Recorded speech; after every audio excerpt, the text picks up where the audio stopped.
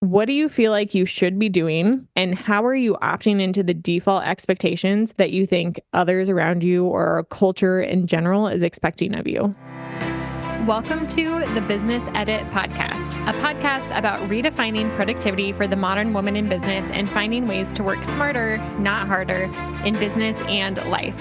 I'm your host, Jade Boyd, an MBA, business minimalist, and productivity coach.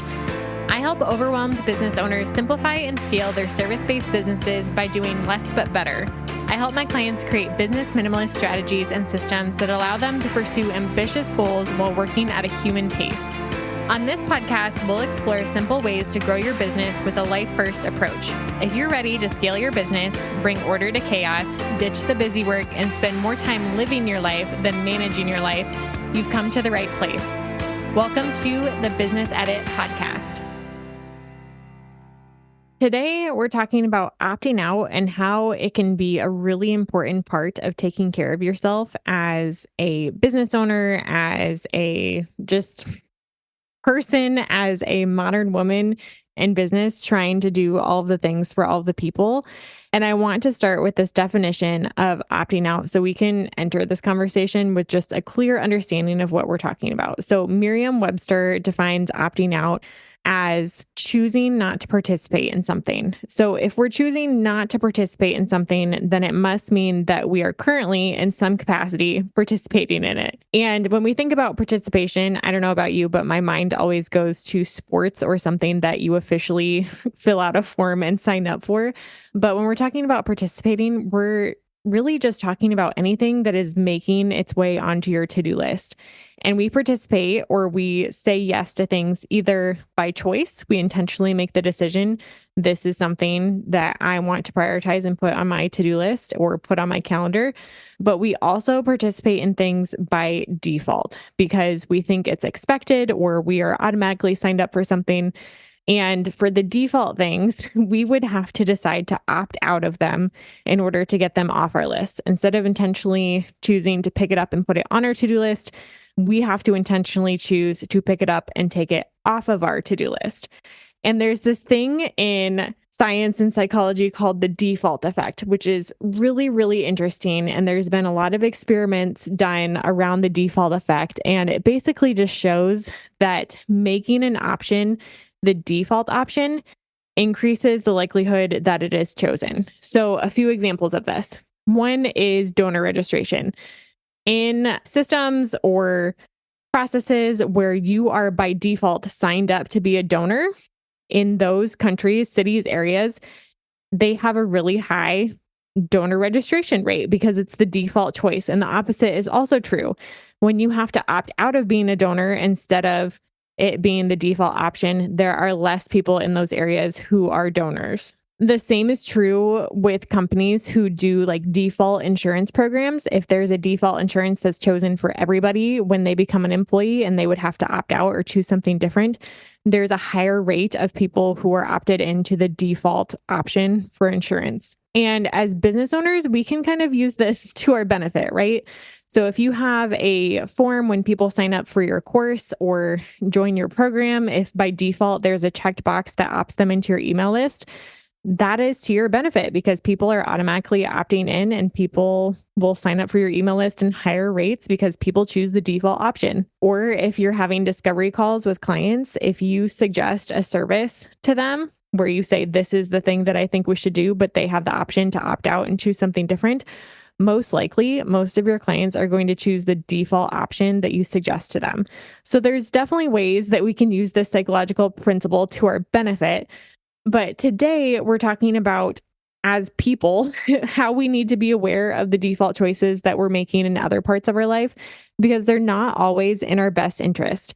And they're not always aligned to the life that we're trying to build or the schedule that we actually want to live out. And the reason why most of us opt into things by default is because making decisions and thinking about alternative choices is exhausting. It literally burns mental calories. We've talked about this before.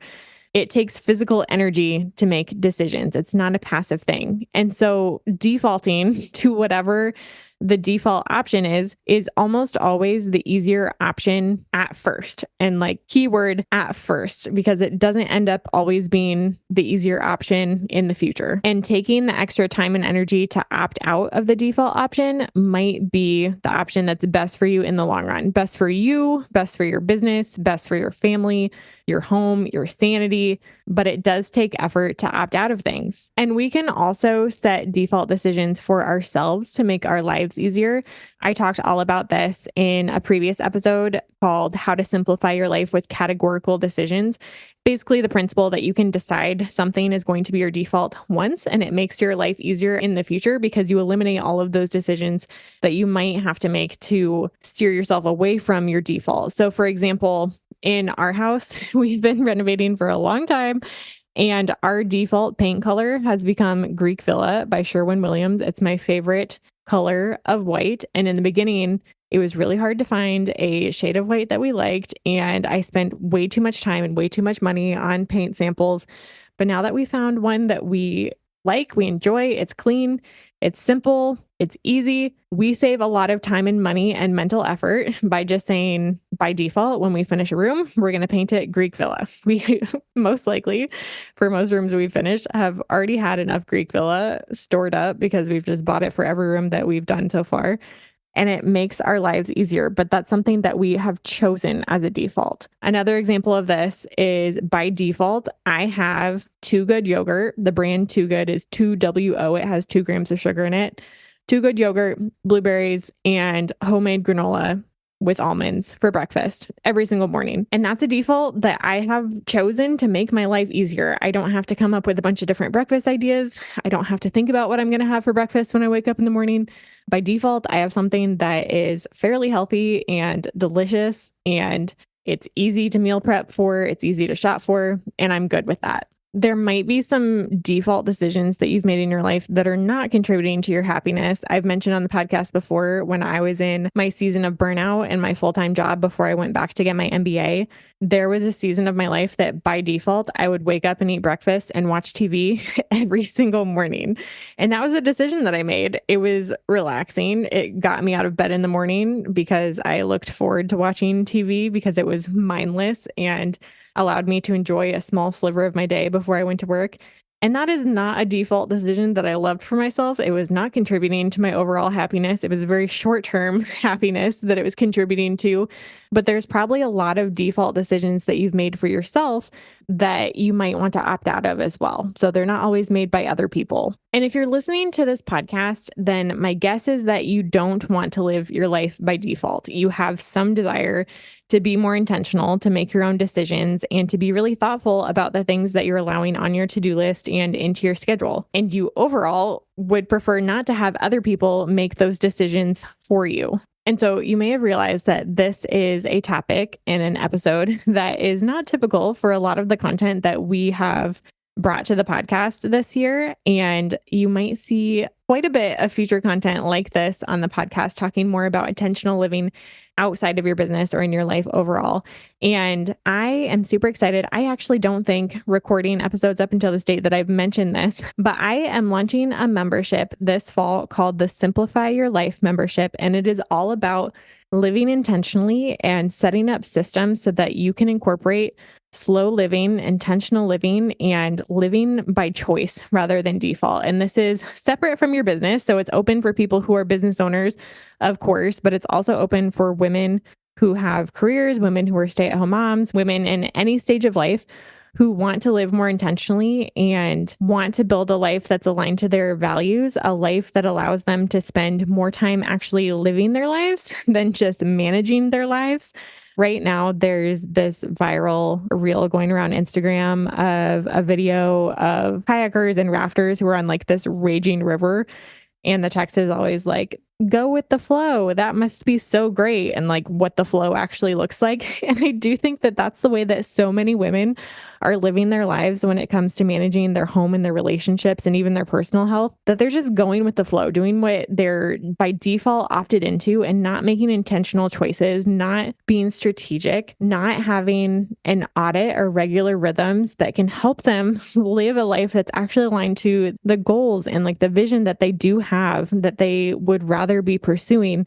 We end up just living by default, by what's easiest in the moment, which is not what is typically best for us in the long run. So, like I said, this membership is launching in the fall, and I'm super excited to bring the systems and strategies and routines and just resources that I've gathered by implementing a lot of this in my own life. Like I said, it takes so much effort to make these decisions, but it is so incredibly worth it. And the membership is my way of helping you make this more bite-sized. This is not a join tomorrow and we're going to change your entire life. This is a membership that provides the community and accountability and resources that you need to make small pivots in the right direction so that you can gradually build that life, because it does not happen overnight. And so if you're interested in joining the Simplify Your Life membership, I'll make sure to link the waitlist in the show notes so you can be the first to know when doors open this fall. Okay, with that being said, we're going to spend the rest of this episode talking about 3 things that you are probably opting into by default that you could opt out of for your own benefit and your own self-care. The first thing that you're probably opting into by default is cultural expectations of who you should be and what you should do as a woman, as a mom, as a friend, as a homeowner, as a business owner. And just speaking personally, I have always just wanted to fit in. As a teenager, especially in high school and even throughout college, I just wanted to be accepted. I wanted to fit into everybody else's expectations of me, to check all the boxes, to do what was expected of me.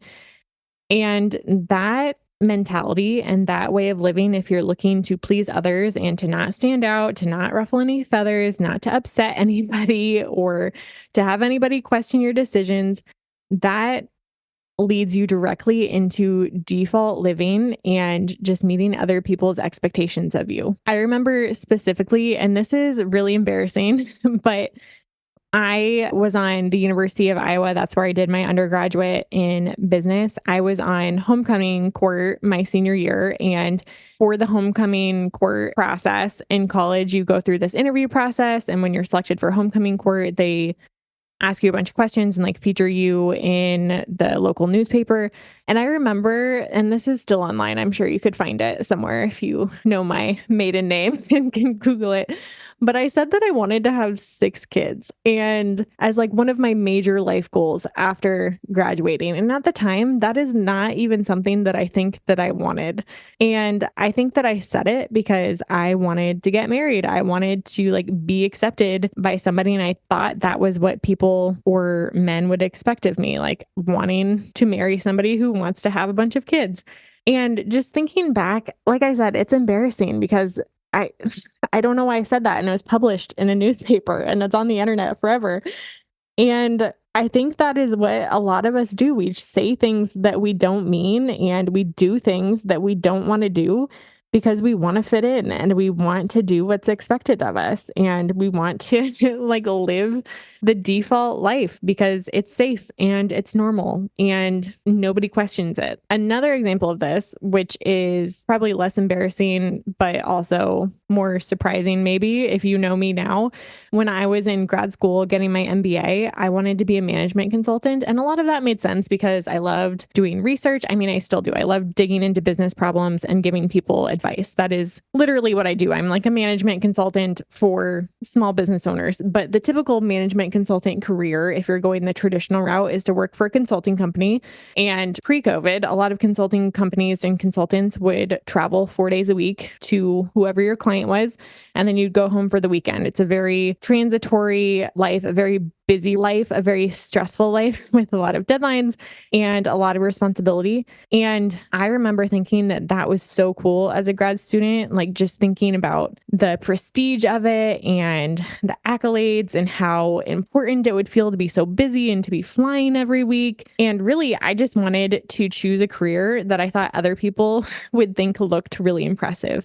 and was not really thinking about the type of life that that would actually lead. At the time, I was single. And so I just cannot imagine if I had went that route and graduated and become a management consultant, I would not have married my husband that year. We had a short engagement. We got engaged that fall and then married right before winter. And like that wouldn't have happened if I was chasing all of these corporate accolades and trying to be this person that I thought other people would respect and be proud of instead of becoming somebody that I actually wanted to be. And it's really easy to see these things in retrospect, right? To look back years in the past and be like, oh, I was just doing what was expected of me. And that clearly was not what I should have been doing, or that was clearly a stupid decision for me to make, or a dumb way for me to invest my time, or I was not doing that for the right reasons.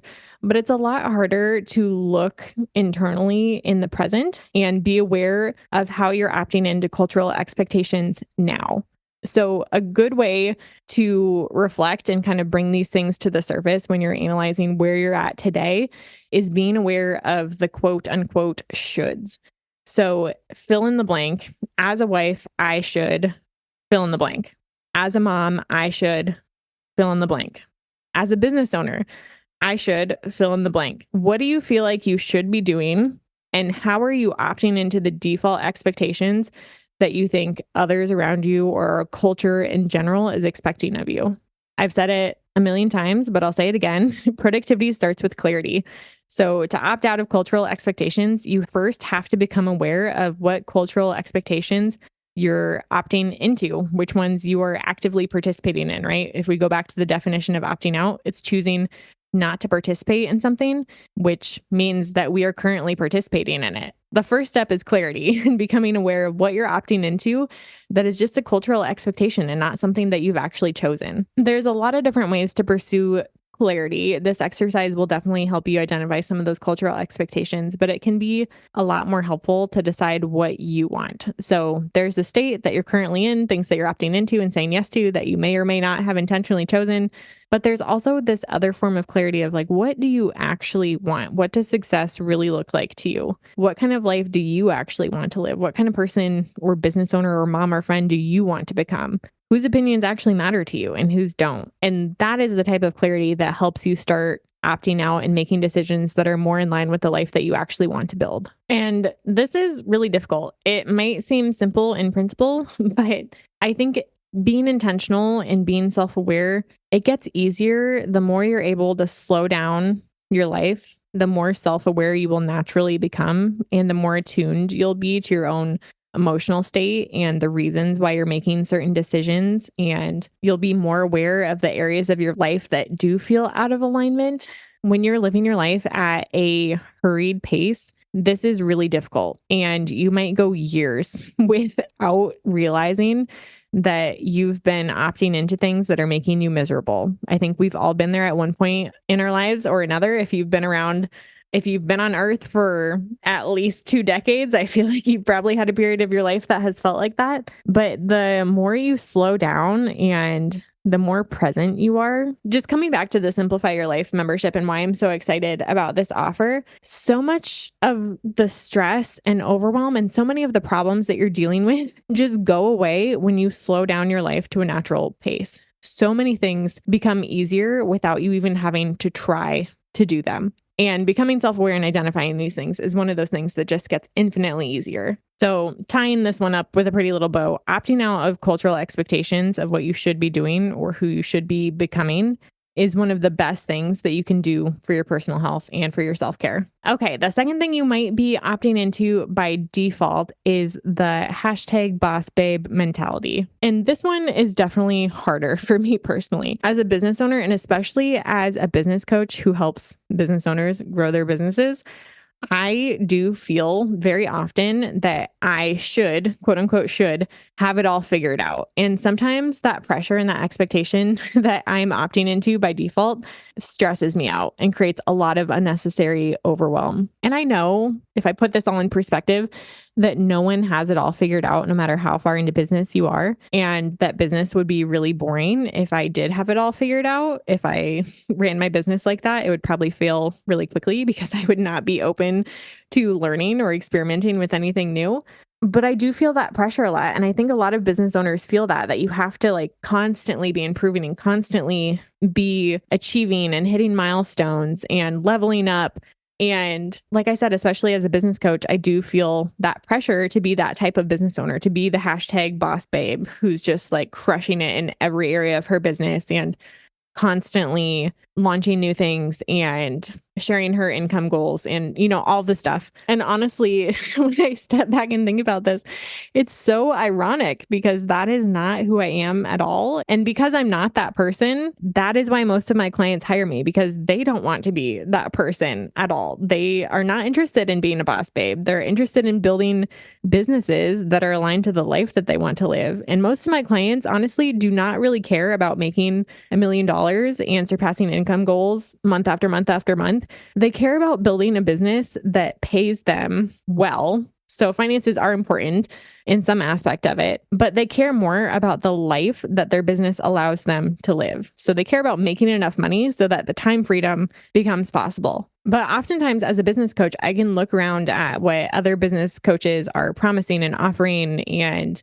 what their marketing looks like. And it's all, I hit this revenue on my launch and I just made $1 million and this is how I did it. That type of marketing messaging has never resonated with me. I would never hire a coach who primarily markets with that type of messaging. But then as a business coach, I feel influenced to have that type of messaging to market my own programs when that's not that's not what it's about. But I can fall into that trap in my content of feeling like I have to project that boss babe personality in order to feel like I'm a legitimate business owner. And it's just not the case. And recently, especially stepping into motherhood, it has felt even less aligned to me to think about marketing or messaging my own programs, my own business, or my own personal brand, honestly, in that way. And I've noticed so many other women, business owners, podcasters making the same shifts when it comes to their business in general and shifting away from the boss babe mentality and even scaling back, knowing that they're going to lose revenue in order to create more alignment in their life. I've noticed more business owners talking about taking sabbaticals and cutting back on their work hours or being a full-time mom and managing business. And we are lying to ourselves if we say that cutting back does not impact your business, that you can have an equal amount of success in your business while increasing the amount of success you have in your personal life. It is a give and take. And I do believe in scaling your business, that you can separate the time that you put into your business from the income that you're able to make. But of course, if you're putting 40 hours into your business, it's going to grow faster than if you're putting 20 hours into your business. If you are actively the CEO of your business, if you're the core strategist and the person who is leading your team, if you have a team, or the only person who's creating passive income offers, if you're scaling with passive income, whatever that looks like, it doesn't mean that you can't be successful and set your income goals in a way that is highly motivating and high achieving, even while working part-time hours. But the more time you put into your business, again, if you are the CEO, the more potential you'll have for growth.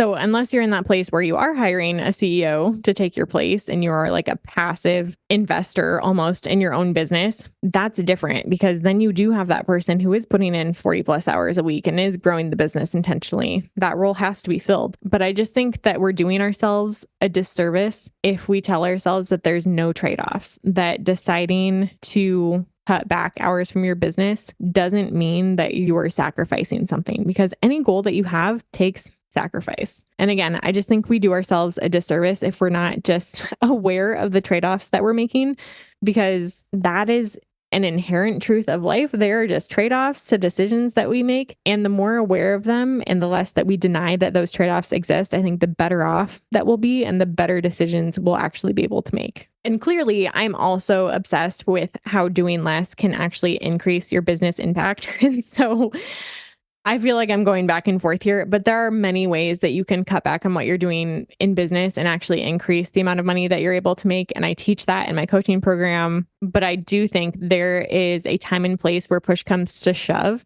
And we do have to force ourselves to make those hard decisions and recognize that trade-offs exist.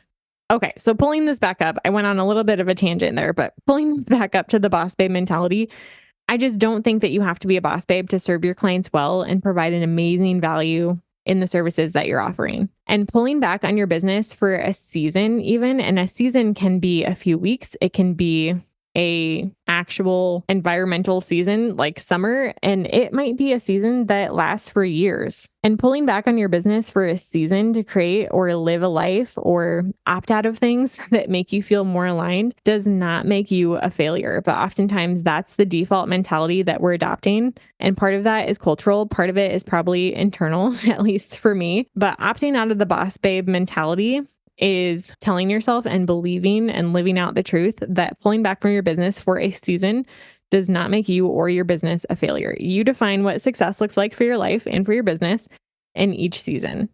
And I do just firmly believe that when you do adopt the mentality of having to be a boss babe and always going for bigger and better continually in each season, it's always the next best thing, the next goal, everything, the bar is getting raised constantly. It will lead you to make business decisions that are not aligned with the life that you want to live, that don't feel good, and that don't ultimately help you get ahead in business. But when you're able to build your business with intention, making strategic and aligned decisions with your unique goals that are carefully considered based on the season that you're in, you will build the business that you actually want to build that is highly successful, that does pay you well, but actually makes you feel successful at the end of the day.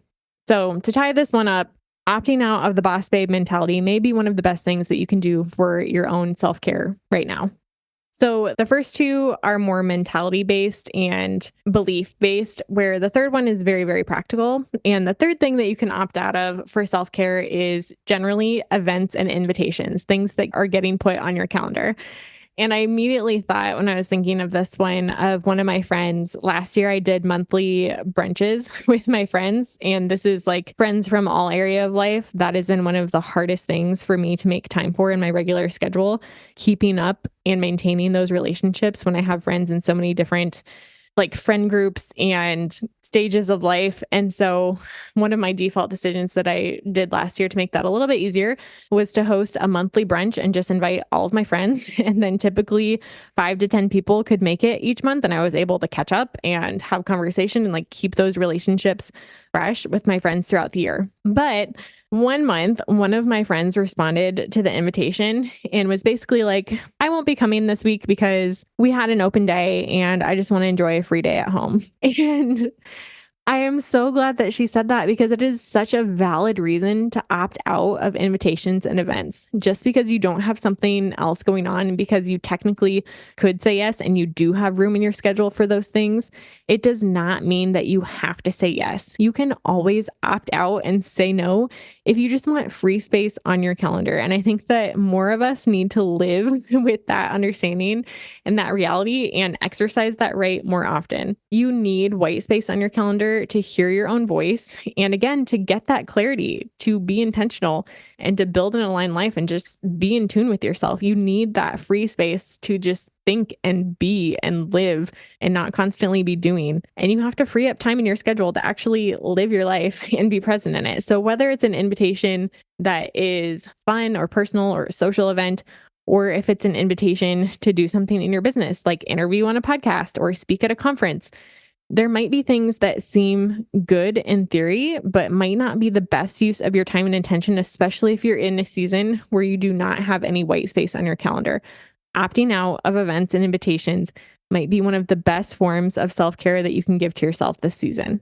So to recap, 3 things that you might be opting into by default that you may want to opt out of in order to take care of yourself. The first one is opting out of cultural expectations and the shoulds that you're believing about yourself as a wife, a mom, a business owner.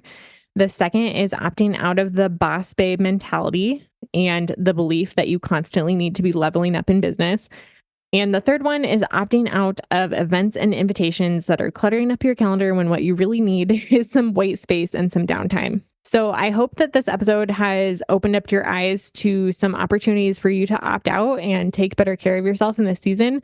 And again, if you're interested in learning more about how to live intentionally outside of your business, in life, in motherhood, in marriage, in home ownership, make sure you head to the show notes and check out the waitlist for the Simplify Your Life membership. This truly is my way of bringing women together and making living intentionally simple for you and providing the community and access to like-minded women who are thinking the same way, who have similar goals to you and are doing life differently, who are opting out of things that might be uncomfortable to opt out of, who are saying no and sticking to their boundaries and helping you to do the same.